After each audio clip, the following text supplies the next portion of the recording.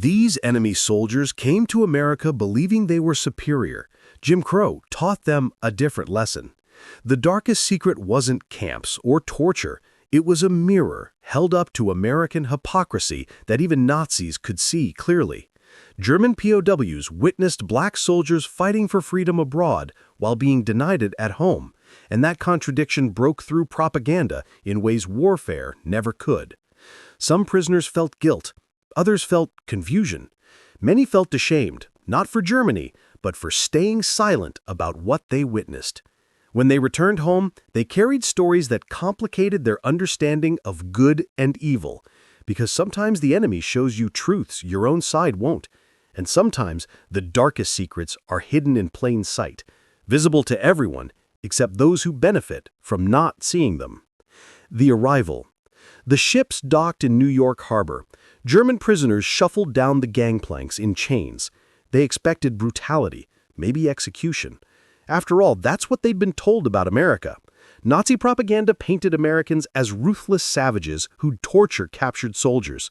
These men braced for the worst. But when they stepped onto American soil, something strange happened. Guards handed them cigarettes, real American cigarettes. Then came hot food, not slop, but actual meals with meat and vegetables. The POWs looked at each other in confusion. One prisoner later wrote, "We thought it was a trick. Fatten us up before the torture begins." They were loaded onto trains heading south.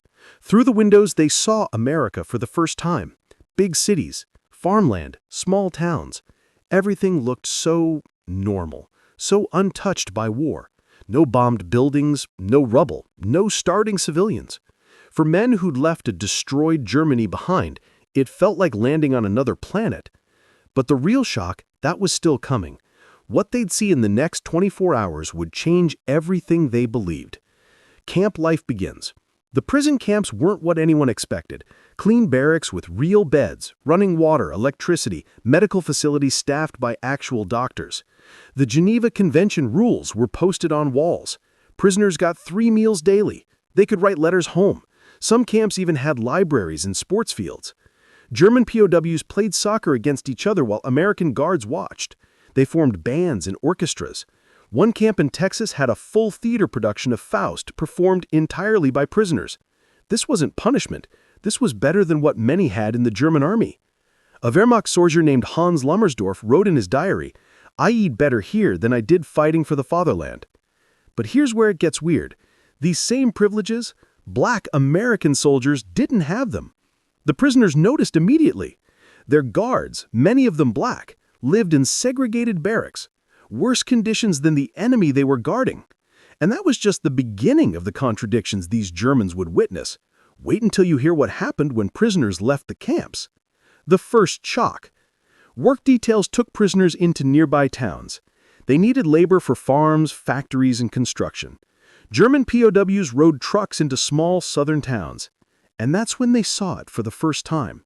Signs everywhere. Whites only. Colored entrance in rear. Water fountains, separated by race. Restaurants with different doors. The Germans had seen propaganda back home. They'd heard about American racism, but seeing it in person, that hit different. A prisoner named Felix Sparks later recalled his first trip to a diner. He said, "We sat at the counter. Enemy soldiers eating pie and drinking Coca-Cola, but our black guard couldn't come inside. He had to wait outside in the heat." Another POW described watching a black family step off the sidewalk to let white people pass. They bowed their heads, like they were servants in their own country, he wrote.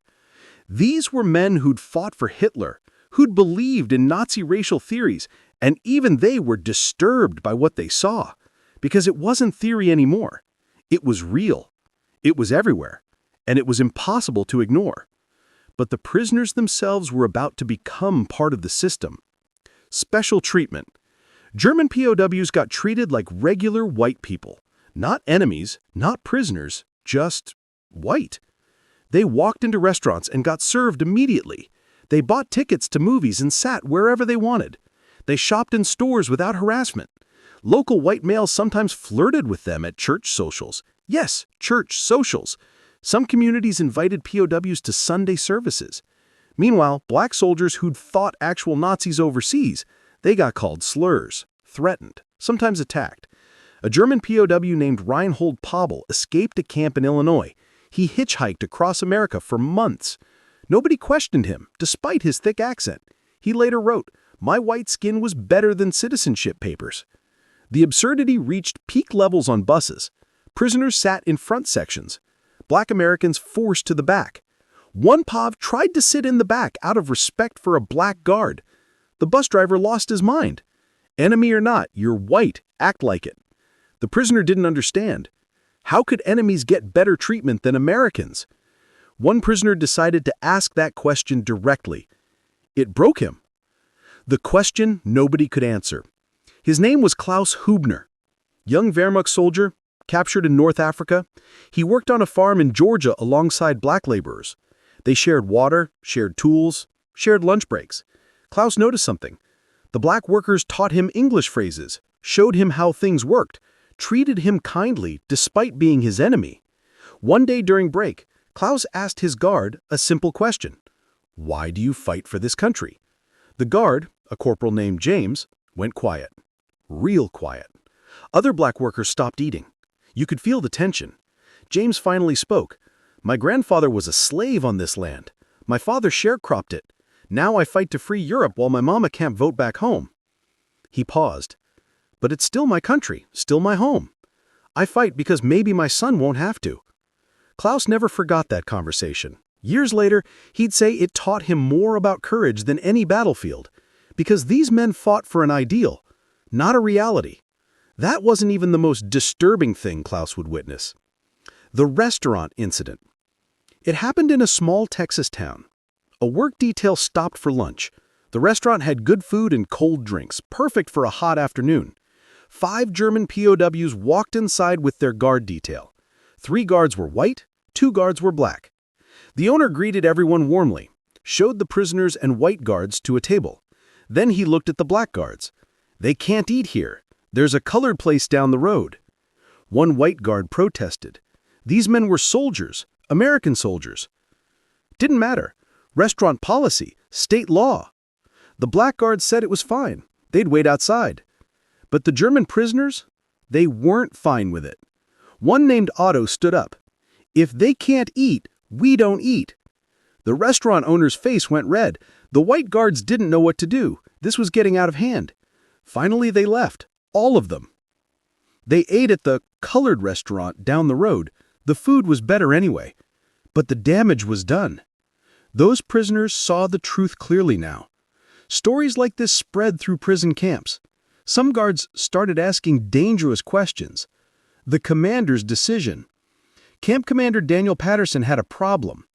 His best guards were black soldiers, disciplined, professional, experienced, but they lived in terrible conditions. Segregated barracks, inferior facilities. He'd seen German prisoners treated better than his own men. It aided him. Patterson made a decision that would end his career. He integrated the camp facilities. Guard barracks became open to all soldiers regardless of race. He posted orders. All American soldiers at this facility will receive equal treatment.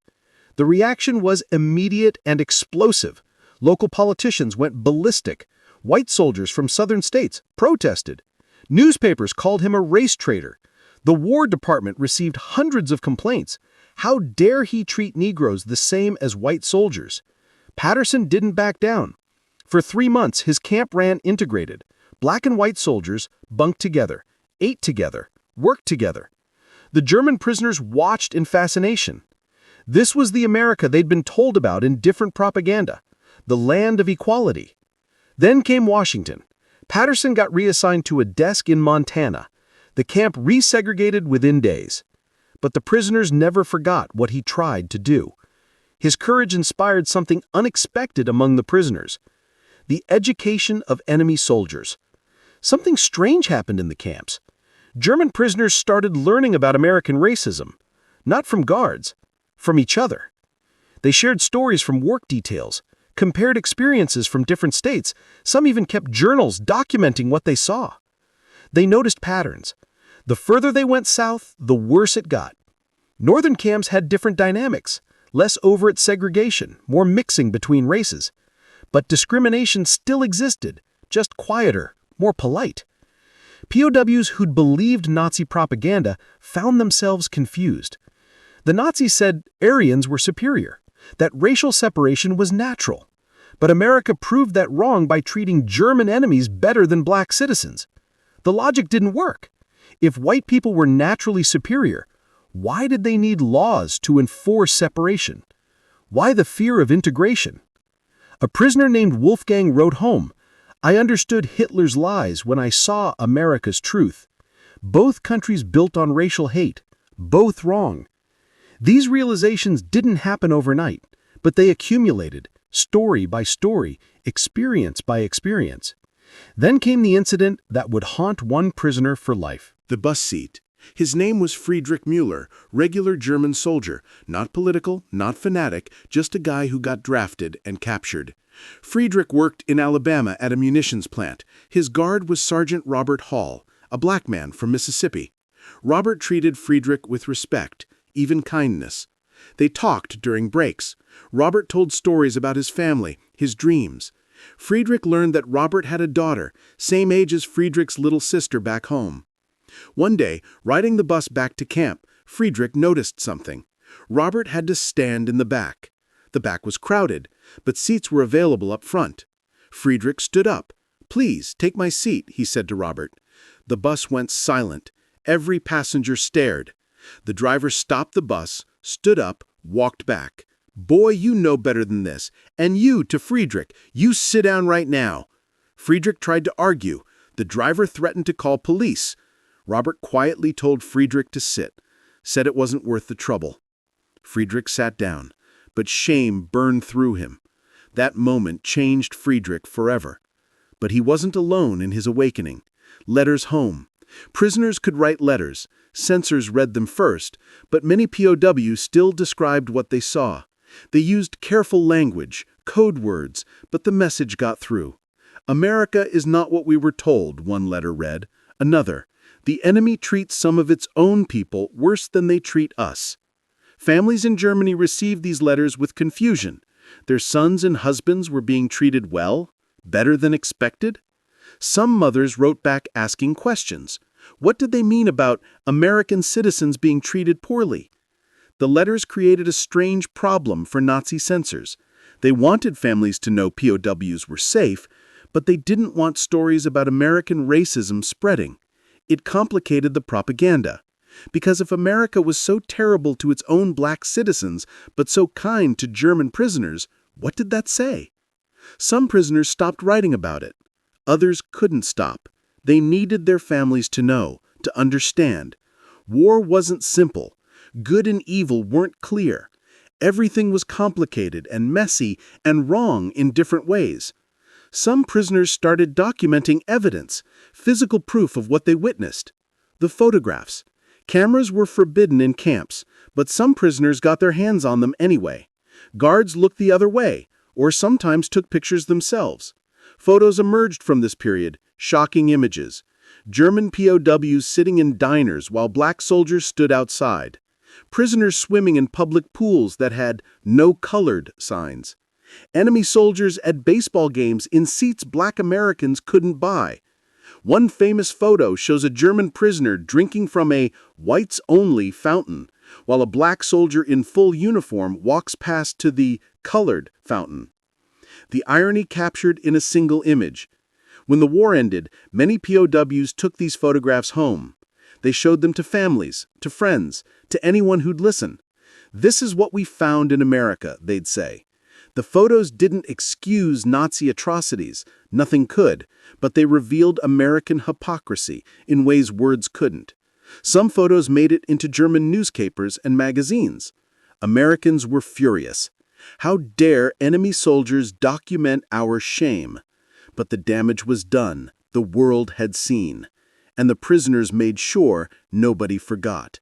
The end of the war brought difficult choices for both prisoners and guards. Return to Germany. 1945 brought victory in Europe. Time for prisoners to go home. But home was complicated now. Germany was destroyed, divided. Many POWs had mixed feelings about leaving America. Despite everything they had witnessed, the racism, the hypocrisy, they'd also experienced freedom, safety, enough food. Some didn't want to return to rubble and starvation. A few even asked to stay. America accepted some, particularly those with skills. They moved mostly to northern cities, places like Chicago, New York, Detroit. Away from the South and its Jim Crow laws, they'd seen enough of that. Others returned to Germany carrying memories that wouldn't fade. They told stories about American contradictions, about black soldiers who showed them humanity, about a country that preached equality but practiced segregation. These stories spread through post-war Germany. They didn't excuse Nazi atrocities, but they complicated the narrative of American moral superiority, because the victors had their own dark secrets, their own shameful truths. The Guards' War at home. Black soldiers returned from World War II as heroes. They'd fought Nazis, guarded prisoners, defended democracy. America thanked them with violence. Veterans came home to lynch mobs, beatings, discrimination. Isaac Woodard was blinded by police in South Carolina, still in uniform, hours after discharge. Dozens of similar attacks. Soldiers assaulted for wearing their uniforms too proudly, for looking white people in the eye, for expecting the equality they'd fought for. Many of these men had guarded German POWs, had watched enemy soldiers get treated better than them. Now they returned to the same system. Nothing had changed except them. They'd changed. They'd seen different possibilities, known different treatment. The war radicalized many black veterans. They'd fought fascism abroad. Now they'd fight Jim Crow at home. The civil rights movement found many leaders among these men, veterans who'd had enough, who'd tasted dignity, even secondhand through watching others receive it, and refused to accept less anymore. The prisoners had witnessed their strength. Now America would too. Decades later, some of these men would meet again. In the 1980s and 90s, something remarkable happened. Former POWs returned to America as tourists. They wanted to see the camps where they'd been held, thank the communities that housed them. Some sought out their former guards. These reunions were emotional, complex. Friedrich Mueller found Robert Hall, both old men now. Robert had become a pastor. Friedrich owned a business in Hamburg. They embraced, cried, talked for hours. "I never forgot that bus," Friedrich said. "You trying to give me your seat." Robert laughed, sad laugh. "I never forgot either. You saw me as human, more than some Americans did." Other reunions happened across America, former enemies sharing meals, swapping stories. The guards had no bitterness toward the prisoners. They'd always known the difference between the enemy and the system, between German soldiers and Nazi ideology. And the prisoners? Many said those black guards taught them more about dignity than any military officer, about fighting for something bigger than yourself, even when the world treats you wrong. The lessons from this history still echo today. The legacy. This story isn't comfortable. It reveals ugly truths about America, about how white supremacy worked so automatically that even enemy soldiers got welcomed into it. But it also shows something else. It shows black Americans' incredible strength, their dignity under impossible circumstances, their commitment to ideals their country denied them. The prisoners witnessed that strength. Many carried those lessons home, taught them to their children. When Germany rebuilt, some of these former POWs became voices against racism. They'd seen what it looked like, where it led. They knew. Today, this history challenges simple narratives. America wasn't purely good in World War II. The Nazis were evil, yes, but America had its own evils, its own systems of oppression. The prisoners saw both. They lived between both, and their testimony matters, because sometimes outsiders see what insiders can't. Sometimes enemies reveal truths friends won't admit. And sometimes the darkest secrets are the ones hiding in plain sight, waiting for someone brave enough to name them. The story of German POWs in America reveals one of World War II's darkest secrets that history tried to bury. These World War II German prisoners of war discovered shocking truths inside German POW camps in the U.S., witnessing America's hidden contradictions firsthand. The treatment of German prisoners amazed them more than any battlefield ever could. Nazi POWs got the America surprise nobody expected, while black soldiers faced the real battle at home.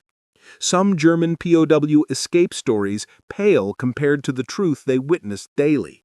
These World War II hidden truths still challenge everything we thought we knew about the good war.